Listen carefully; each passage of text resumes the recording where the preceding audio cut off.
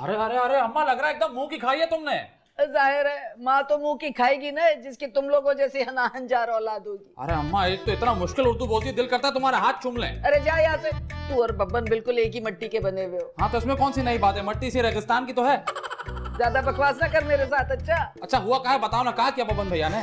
वो जो बब्बन है ना, हाँ हाँ दिल तोड़ दिया उसने मेरा। हाँ? अरे ऐसा क्या कर दिया, किसके लिए दिल तोड़ दिया? और नौशी के लिए मेरा दिल तोड़ा है उसने। लो अम्मा, इसमें कोई नाराज होने वाली बात नहीं, हम भी यही करते, लेकिन किया क्या ये तो बताओ। वो नौशी के लिए ना हाँ हाँ शरबत लेके आया। हाँ, नौसी का गला खराब है क्या? अरे नहीं, वो लाल वाला शरबत जो इफ्तार में पीते हैं वो।